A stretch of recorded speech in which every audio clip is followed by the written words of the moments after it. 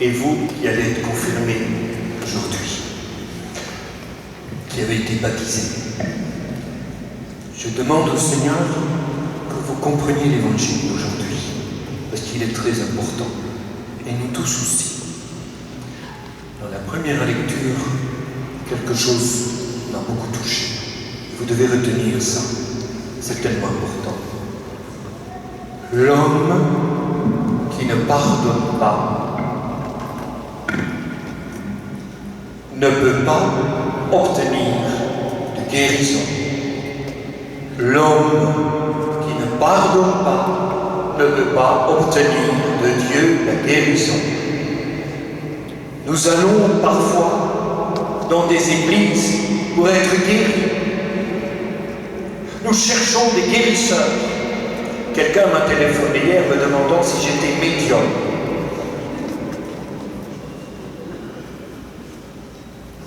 L'homme qui ne pardonne pas ne peut pas être guéri. Mes frères et sœurs, un couple où mari et femme ne se pardonnent pas ne pourront jamais guérir de leurs blessures. Dans vos familles, avec vos frères et sœurs, si vous ne vous pardonnez pas le plus vite possible, vous allez créer de grandes souffrances avec vos frères et sœurs et avec vos parents. Dans nos communautés chrétiennes, dans les églises, nous avons mis des centaines d'années à nous pardonner et les blessures sont devenues tellement grandes que nous sommes désunis. Dans des communautés, on ne se pardonne pas et on s'étonne qu'on n'est pas guéri. Dieu ne peut pas guérir un cœur qui ne veut pas pardonner. Comment il fait, lui? Mes frères et sœurs, on se demande parfois, mais Dieu, est-ce qu'il nous a pardonné? C'est la parabole d'aujourd'hui. C'est la parabole. C'est la parabole d'aujourd'hui. Un roi voulut régler ses comptes avec ses sujets. Et il y en a un, mais ce roi, c'est notre Dieu. Et son sujet, c'est l'humanité. C'est nous tous. Est-ce que nous avons déjà demandé pardon à Dieu pour la dette que nous lui devons? La dette que cet homme doit est énorme. C'est des millions de pièces d'argent.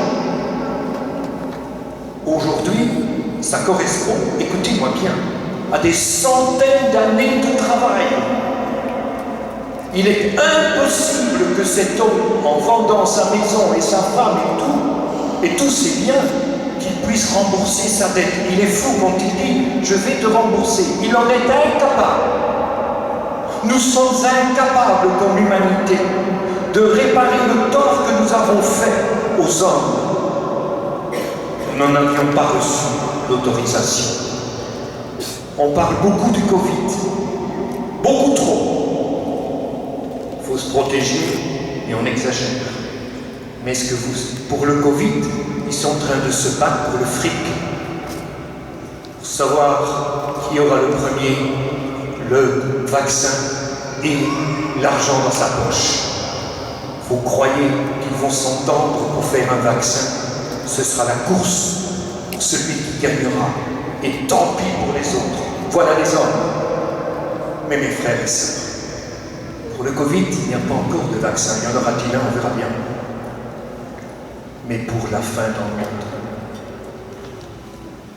quand nous serons à la fin de l'année, près de 4 millions d'êtres humains seront morts de faim. 4 millions! Vous vous rendez compte? Et pour résoudre la faim dans le monde, il n'y a pas besoin de vaccin. Il y a besoin simplement de la compassion, du désir que tous les hommes soient debout, qu'il n'y en ait plus un qui meurt de faim. Dans des pays où on meurt encore de faim aujourd'hui, il y a des gens qui vivent dans des quartiers luxueux comme c'est pas possible. Dans des pays, il y a la guerre. Et la guerre, c'est la méchanceté des hommes, c'est la course à l'argent, c'est la course à la gloire. Qu'est-ce qu'on a fait? Et on ne saura jamais payer tous les morts qui sont dus à notre méchanceté, à notre manque de compassion. On ne pourra jamais payer ça. Et pourtant, sur la croix, qu'est-ce qu'il dit Jésus? Qu'est-ce qu'il dit? Comment? Père, pardonne-leur, ils ne savent pas ce qu'ils font. Dieu veut tous nous guérir. Par son pardon, il veut nous guérir de nos cœurs durs. Il veut nous guérir de tous ces manques de pardon. Je demande au Seigneur que l'esprit d'amour vienne sur vous en abondance. Parce que quand vous pardonnez, vous guérissez la blessure que vous avez peut-être imposée quand vous demandez pardon ou que vous avez reçue. Mes frères et sœurs, nous sommes faits non pas pour entretenir la rancune, c'est une horreur. Nous sommes faits pour pardonner et pour guérir nos relations blessées. Dieu ne nous tient pas rancune, puisque sur la croix il dit Père, pardonne-leur, ils ne savent pas ce qu'ils font. Mais pourquoi l'humanité ne s'ouvre-t-elle pas à ce Dieu qui pardonne? Pourquoi ne nous laissons pas guérir? Pourquoi nous tenons bon dans nos duretés? Pourquoi? Peut-être parce que nous avons peur d'aimer. Nous avons peur d'aimer. Nous avons peur que celui qui nous pardonne ne fait pas de tout son cœur, que Dieu ne nous pardonne pas tout à fait. Nous avons peur de nous laisser aimer parce que nous sommes blessés. Et pourtant, notre Dieu dit, Père, pardonne-leur, ils ne savent pas ce qu'ils font. Et quand Dieu pardonne, combien de fois ai-je vu ça dans ma vie?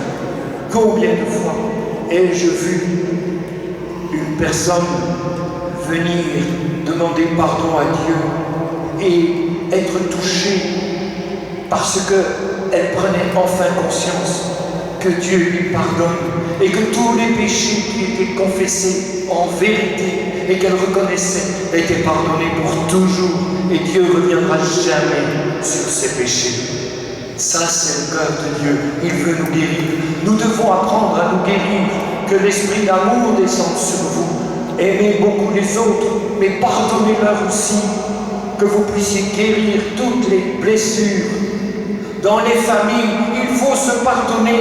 Il y a trop de haine dans les familles, avec le tonton, la belle-mère, le beau-père, la grand-mère, je ne sais tout qui, la tata et tout le bazar. Il y a trop de haine. Et on s'étonne qu'il y a des blessures. Et quand il y a des blessures, qu'est-ce qu'on dit? Père, Marc, il y a un mauvais esprit dans ma famille. Oh, le mauvais esprit dans ma famille.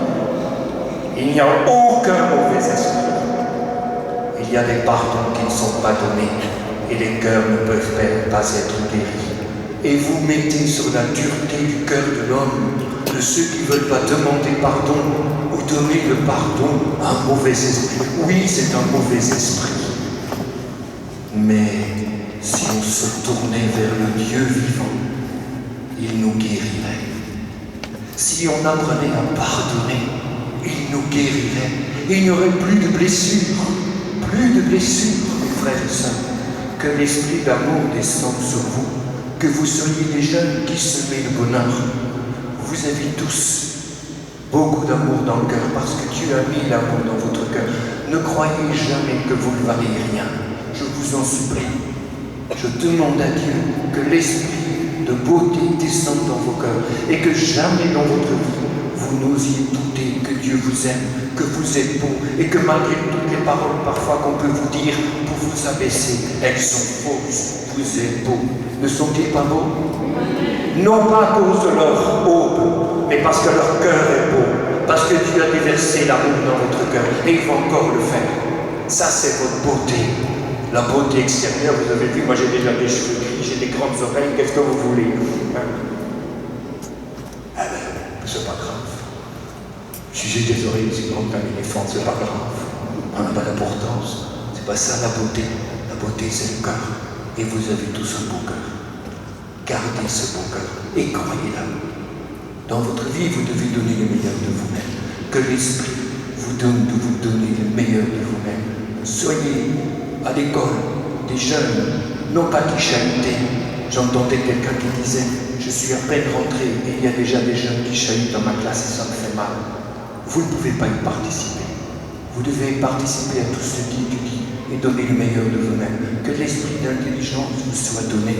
Que l'esprit d'amour vous soit donné. Et vous aussi, mes frères et sœurs. Que l'esprit d'amour et d'intelligence soit donné. Ce monde doit être transformé. C'est ça qui compte. C'est ça qui compte. Et puis, encore une chose, c'est que vous allez recevoir, pour certains la première fois, le Christ, dont la Sainte Hostie. Vous, les familles de ces confirmants, vous me connaissez, je parle pas en tournant autour du pot. Il y a des familles qui n'encouragent pas ces jeunes à vivre leur foi dans l'Église catholique. Soyons clairs. Ces jeunes m'ont demandé, est-ce qu'il faut aimer la Vierge Marie? Comment est-ce possible? Y aurait-il une seule Église, un seul pasteur, un seul prêtre, dans ce monde qui oublie que sur la croix, Jésus a dit à Saint Jean, « Voici ta mère ».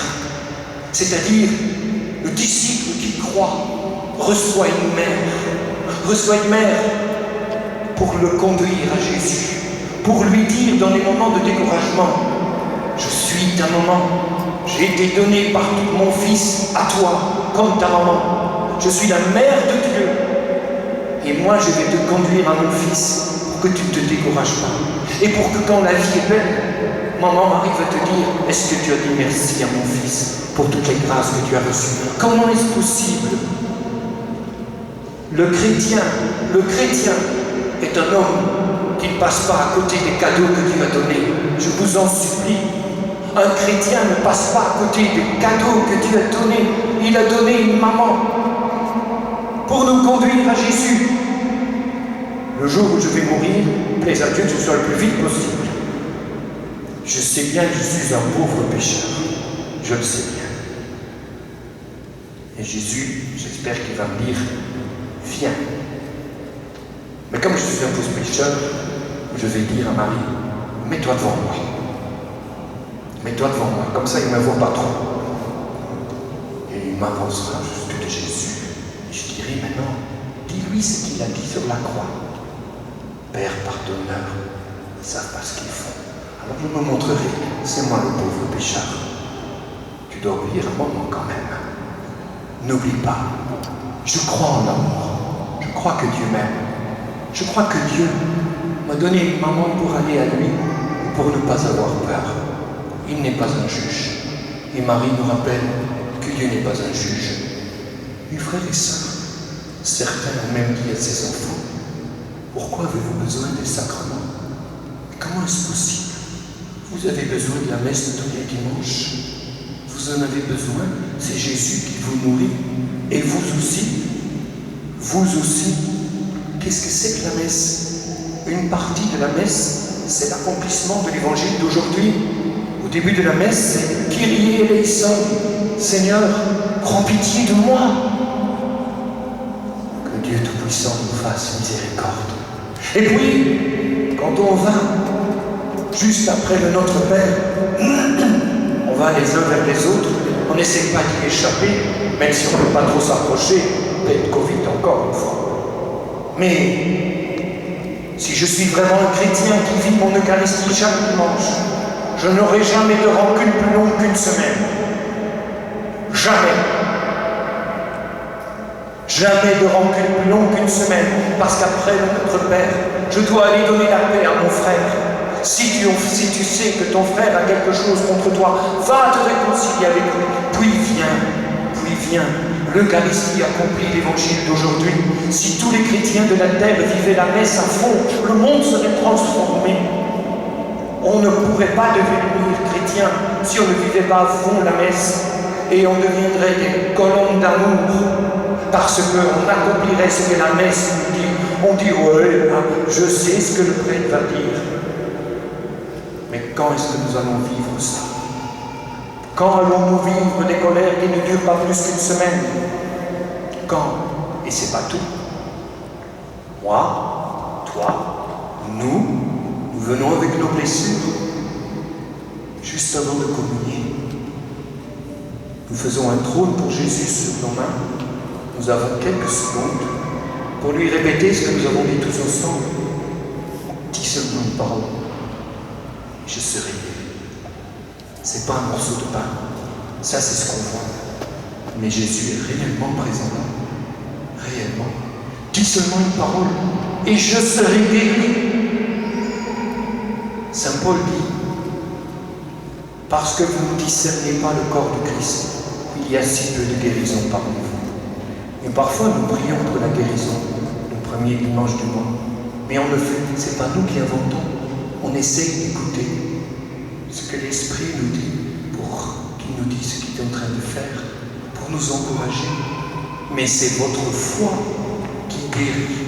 C'est votre foi en Jésus qui dit, mais Seigneur, maintenant guéris-moi des blessures de cette semaine. Si je vivais la messe chaque jour, chaque semaine, à fond, l'amour ne quitterait plus mon cœur et je n'aurais pas des blessures plus longues qu'une semaine. Que le monde serait beau. Oui ou non? Ou je suis fou? Je suis fou? Alors qu'est-ce qu'on attend? Que le Seigneur vous donne une grande foi et qu'il vous donne cet esprit de foi pour que vous compreniez tout ce que Dieu